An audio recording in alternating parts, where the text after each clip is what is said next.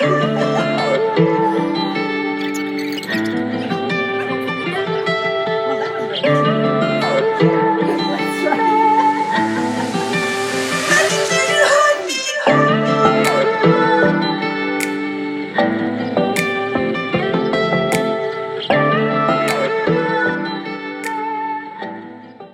everyone, and welcome to this episode of the Oversharing Mom. We are Romana and Sasha, and today we are talking about breastfeeding.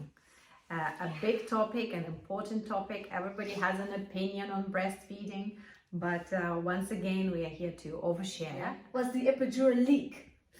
That So was for horrible. a week, one whole week, I was bedridden. Absolutely bedridden. Like I only Explain could lie down. about the leak, because that to me was horrifying. I didn't even really quite understand or knew it could happen like that. So they missed where it was supposed to go. No, they went in correctly. No, No. they went in wrong, Oh. which caused the fluid in my spine to leak, Oh, which God. then causes a pressure headache. So this was you last time I watched the video and she wanted to faint. Sasha doesn't do too well with like needles, injections, blood. So they injected the first time and it was wrong. So it started leaking, so they had to inject again. So and they left the thing in, which they do because that was the epidural. But they injected me like 4 times. The first time was wrong, and I don't know why they did three other times, or maybe they do 2 times for one. I don't know how it worked, but anyway, I had 4 injections, and when they did it initially, it was wrong.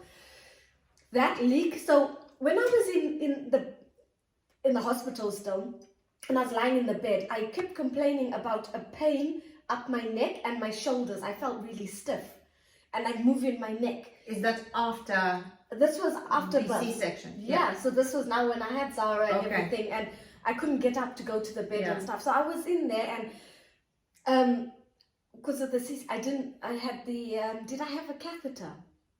I wonder. I think I might have had a catheter, so I wasn't walking at this point. I'm pretty sure you would have. Yeah, so I kept complaining. I was like, I have really numbing pain all up my neck and my shoulders, and they said it might just be the anesthetic wearing off, or it could be, you know, when they pump your stomach and you get that like pain in your shoulder. Mm-hmm. When you have an operation and they pump your stomach, it causes like a pain. It's a horrible, horrible pain. I had that during. You mean during? During any surgery, if they have to pump any you surgery. Okay. and air gets into it, like it causes this really numbing. It's really horrible, and it's painful as well. Because I had that during the C-section. That's what I had. Actual pain, and I was like, something's wrong here. That was after though, right? During. During the C-section. Yeah. Oh no. Yeah, so mine was after. Uh-huh. And I complained to the anaesthetist, and I was like, I'm having this, and they just thought it might be from the surgery, basically. So anyway, 3 days later, I went home. This was on the Thursday. Lying down, I kept complaining, like I was trying to hold my head. It felt like it was gonna blow off, like completely. Like I was like, oh my God. I would cry. Do you know, like, it wasn't even just tears. It was like we're Dean's Sobbing. mom. The pain was ridiculous. Like, I've never, like the C-section pain when it walked, had nothing compared to this. Wow. It was intense. Like, when I had to go to the toilet, I would walk, so I'd walk really slowly. I'd be holding my head, crying my eyes out just to get to the toilet. So eventually, I had to have a bucket at the bottom of the bed where I would stay lying down and just slide off to wee. Thank God I didn't need to put, I was holding those poos in.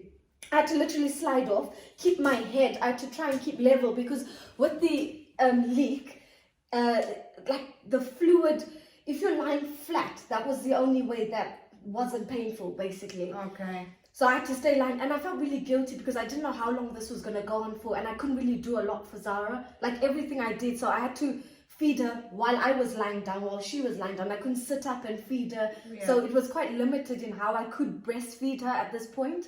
So that was a challenge. Like, even when they were coming to check, they were coming to me, like I couldn't go off to the doctors for like the 5-day check and all of that. And then I kept calling the hospital, and the hospital were actually calling me because I think they knew that they messed up with the epidural. They were calling me to check, am I okay? And I was like, how can I fix this? It was to do another epidural. So they called it a blood patch. It was an epidural tap. So they would basically have to do another epidural and insert, like they would have to fill the gap basically. But you carry all the same risks of the initial thing, the paralyzed, whatever. But the only thing with this is it's worse because you have, it talks about like numbing in the legs. It talks about all these other different things that are added on to just a normal epidural. Yeah. So that it's risk plus more. I was like, oh my God. But I was thinking, is there any other way that this can like fix itself without doing it? Because I actually went to the doctors on, I think, the Friday, the next day, and they were doing all these checks and stuff, and they didn't actually have an anaesthetist available, so they would have like done it, and thank God they didn't, because I would have had all that. So I did go back twice, and that was absolutely painful because sitting in the car was horrid. So I had the C-section, the bouncing in the car, plus this headache where my head wanted to blow off.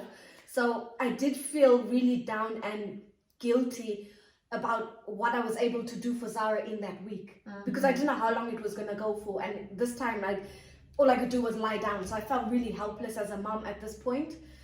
And so the breastfeeding element of it was...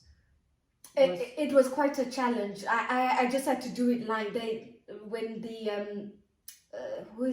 who comes at 5 days? Is it the midwife or is it the family center people? Family center, but you have to go. But don't you have to go back to the hospital for checkups? That's they had to come. They had to come to me. Yeah. And do the checks at home. Okay. They had to show me different ways to breastfeed her. That's while I had the planning thing. Yeah, the people from the family center. Yeah. Yeah, so they showed me how to breastfeed her while I was going through all of this. So that was a challenge. Yeah. So going back to mastitis, I did put her back on it, and it feels so. Even without her feeding, you'd feel these stabbing pains going towards the nipple. So that was, you'd just be like trying to squeeze yourself, like to try and put pressure on it to like stop the pain or something. So I did put her on it, and the pain of initially feeding, it's like shooting. How does it feel? It kind of feels like, because there's like a bit of the duct is blocked, so you're like pushing out. Oh, like think of re-piercing your ears. It's like the milk is trying to come out of that, and it's all this kind of pain. I did try for like a day or two, and I was like, no, I'm just going to deal with the pain. I'm not going to confuse her with start and stop, because we're already kind of weaning. So I was like, okay, you're just going to be on the bottle, because she was fine with the bottle before. That was the whole process of stopping. So I was like, okay, fine, we're not going to do this. I just took the antibiotics, and eventually it went up. So I would try massaging, I would try expressing, I would try hot flannel. I did try, and eventually it was fine. With Zach, I thought I'd done this before, that it would be easier.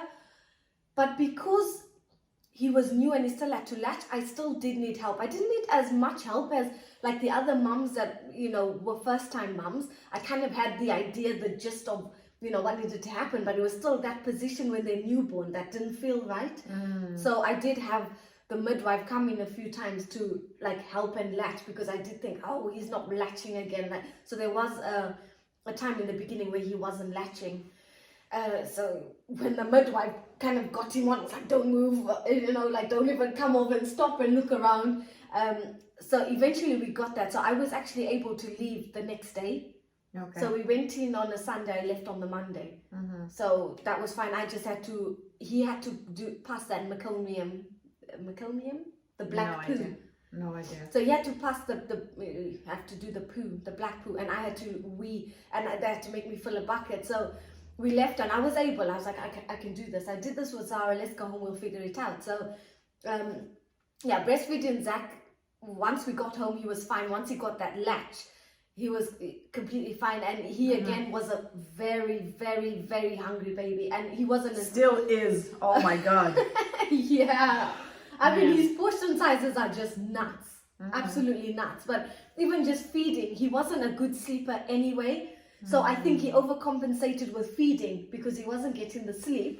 He was then like it gave him comfort, like it relaxed him somehow, maybe. I think it was an overcompensation. So as well as being hungry, he wasn't sleeping, so he wanted to feed. And he was just so observant, so alert. He was feeding again every half an hour to an hour for ages, even up until he was like 8 months or so. He would feed, he would wake up without fail before the 2 hours was up every night. One other thing that actually happened when I was breastfeeding Zara was she started having blood in her poo. And wow, that's scary. Yeah, it was bad because it happened, and I was like, is this normal? And then like Dean's mom was like, sometimes as girls they can kind of have a period when they're first born kind of thing. But I was like, this is like in her poo. So that was a concern. So I did go back to the hospital to triage and to see the pediatrician, and I was like, this is what's happening, like what could be the causes. So they did you have to collect it for them to test it? Did you show them the nappy? Take any pictures? I did take loads of pictures, which I will actually show you.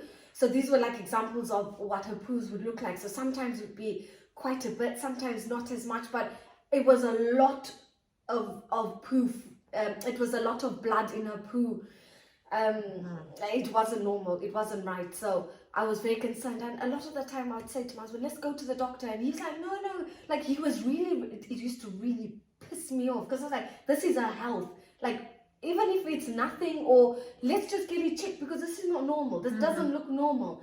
He's so relaxed, like, oh, if she's not crying or not making a fuss or in a tantrum, that she's fine, but this wasn't okay. So I was like, we need to. So a few times we actually went and we were there for like 5 hours or so just waiting. We went to A&E a couple of times, and one of the times we went and they needed to do a blood test to kind of see what could be causing it.